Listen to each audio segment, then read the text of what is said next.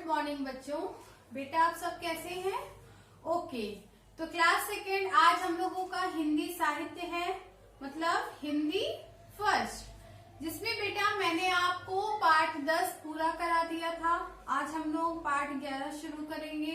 पाठ 11 देखिए आप, पाठ 11 पाठ का क्या नाम है? रास्ते का पत्थर। रास्ते का पत्थर।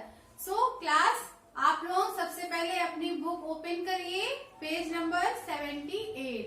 पेज नंबर 78 ओपन करिए और देखिए कि हम जो भी पढ़ा रहे हैं आप लोग उससे देखिए अपनी बुक में। तो बेटा रास्ते का पत्थर कहानी हम लोग की है, रास्ते का पत्थर। जरा आप लोग सोचिए कि अगर रास्ते में कोई पत्थर पड़ा हुआ है, अगर आप कहीं जा रहे हैं और रास्ते में अगर पत्थर पड़ा हुआ है तो क्या करेंगे आप? या आप उसे हटाएंगे, उसे हटाकर साइड में रखेंगे, या ठोकर खाकर आगे चले जाएंगे? तो कभी भी अगर रास्ते में हमें पत्थर दिखाई देता है तो हमें उसे साइड में रखना चाहिए।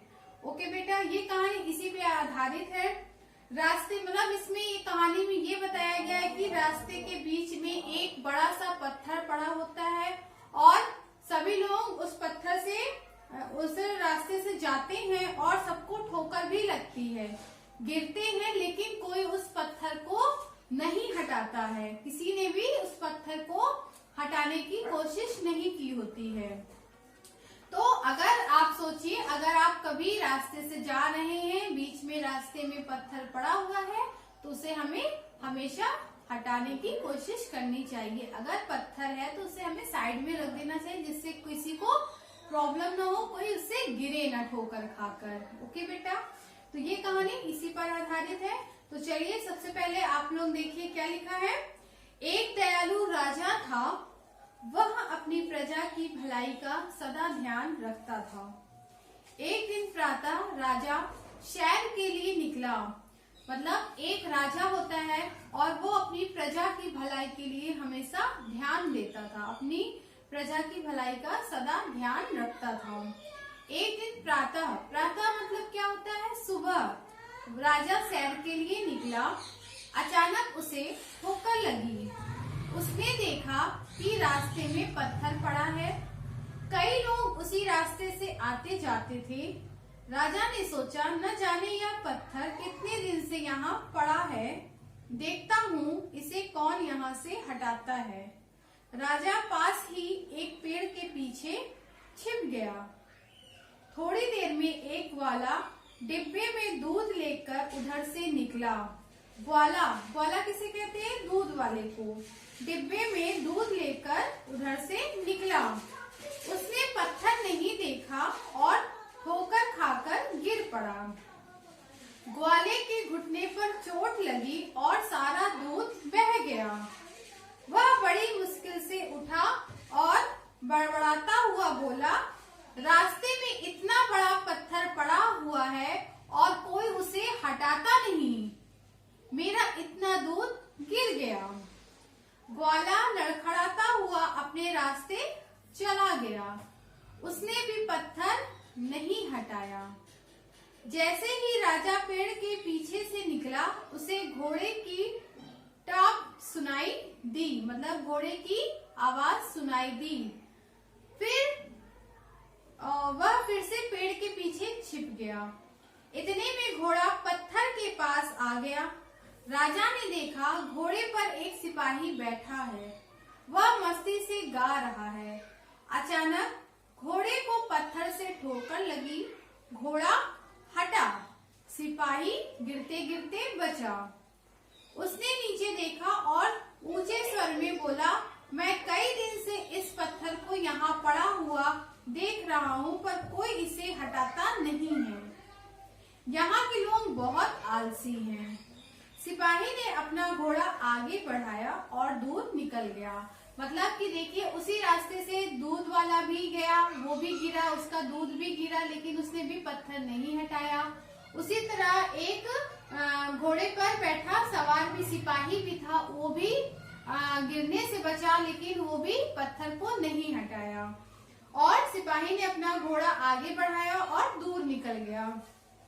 कुछ ही देर में एक बूढ़ा आदमी अपने सिर पर फलों की टोकरी लिए आया और पत्थर से ठोकर खाकर गिर पड़ा। उसके सारे फल रास्ते में बिखर गए। एक लड़का दौड़ता हुआ आया और बूढ़े को उठाते हुए बोला, कहीं चोट तो नहीं लगी?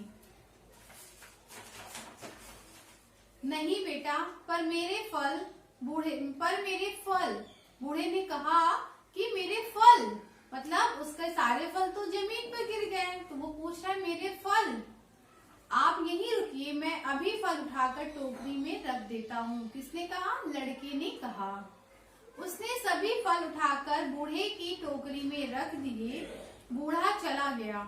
लड़के ने उधर उधर देखा और फिर रास्ते से पत्थर हटाने लगा। पत्थर थोड़ा सा हिला और फिर अपनी जगह पर आ गया। उसने इधर उधर देखा और फिर पत्थर को हटाने की कोशिश करने लगा। अचानक पत्थर हिल गया। लड़के ने देखा कि एक आदमी उसकी सहायता कर रहा है। वह राजा ही था। दोनों ने मिलकर जोर लगाया और पत्थर को रास्ते से हटाकर एक ओर कर दिया। राजा ने पूछा, बेटा तुम कौन हो? लड़के ने कहा, मैं गांव की पाठशाला के अध्यापक का बेटा शंकर हूँ। दूसरे दिन राजा ने शंकर को पुरस्कार दिया। तो देखा आप लोगों ने बेटा कि कैसे सभी लोग उस रास्ते से जाते थे, ठोकर लगती थी, वे सब गिरते थे, लेकिन किसी ने भी पत्थर को हटाने की कोशिश नहीं की। अंत में किसने पत्थर को हटाया? राजा ने और एक लड़के ने। ओके बेटा, तो भारत देश में अनेक परोपकारी राजा महाराजा हुए हैं। मैं आपको अलग से बताना चाहूंगी कि हमारे देश में कई राजा महाराजा हुए हैं जो बहुत ही परोपकारी थे, मतलब जो बहुत ही दान पुण्य भी करते थे। राजा भेष बदलकर अपनी प्रजा का हालचाल जानने के लिए भी घूमते थे। ओके बेटा, अब बताइए, मैं आपसे कुछ प्रश्न पूछूंगी। राजा कैसा था? राजा कैसा था? तो उत्तर क्या है? राजा दयालु था। रास्ते में क्या पड़ा था? रास्ते में क्या पड़ा था? इसका उत्तर हम बताएंगे कि रास्ते में पत्थर पड़ा था। तीसरा प्रश्न है, रास्ते में पत्थर पड़ा होने से क्या होता था? रास्ते में पत्थर पड़ा था तो उससे क्या होता था? सभी आने जाने वाले लोग उससे ठोकर खाकर गिर जाते थे। ओके बेटा, तो चलिए अब सबसे पहले आप लोग अपने हिंदी साहित्य की कॉपी ओपन करिए और उसमें पाठ लिखिए 11। पाठ का नाम लिखिए रास्ते का पत्थर, और उसमें से ही हम लिखेंगे सबसे पहले आज कठिन शब्द। कठिन शब्द। कठिन शब्द में बेटा पहला है आपका दयालु। पहला है दयालु। दूसरा है प्रजा। तीसरा है ध्यान।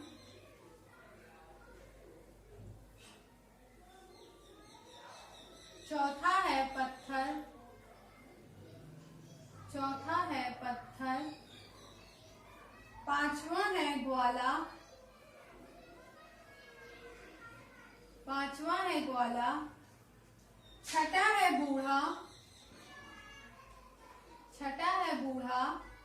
और सातवां क्या है? अध्यापक। सातवां है अध्यापक। ओके बेटा, फिर से देखिए, पहला है दयालु, दूसरा है प्रजा, तीसरा है ध्यान, चौथा है पत्थर, पांचवा है ग्वाला, छठा है बूढ़ा, सातवां है अध्यापक। तो आज के लिए बस इतना ही। उम्मीद करती हूँ आप लोगों को कहानी समझ में आई होगी और कहानी से आप लोगों ने सीखा भी होगा कि हमें हमेशा दूसरों की मदद करनी चाहिए, जैसा कि राजा ने उस लड़के की। और दूसरी चीज, अगर रास्ते में कोई पत्थर पड़ा हुआ है, उससे लोग गिर रहे हैं, तो उसे आप लोगों का फर्ज है कि आप लोग उस पत्थर को साइड में रखें, ना कि उससे ठोकर खाकर गिरते रहें, है ना। तो तो आज के लिए बस इतना ही। आप लोग क्या करेंगे, अपनी हिंदी साहित्य की कॉपी ओपन करेंगे, डेट लिखेंगे, पाठ का नाम लिखेंगे और कठिन शब्द लिखेंगे, जिसमें पहला है दयालु, दूसरा है प्रजा, तीसरा है ध्यान, चौथा है पत्थर, पांचवा है ग्वाला, छठा है बूढ़ा, सातवां है अध्यापक। ओके बेटा, उम्मीद करती हूँ आप लोगों को समझ में आया होगा जो भी मैंने पढ़ाया है। आप प्लीज इसे अपनी कॉपी में करके इसे याद करिए। Thank you so much.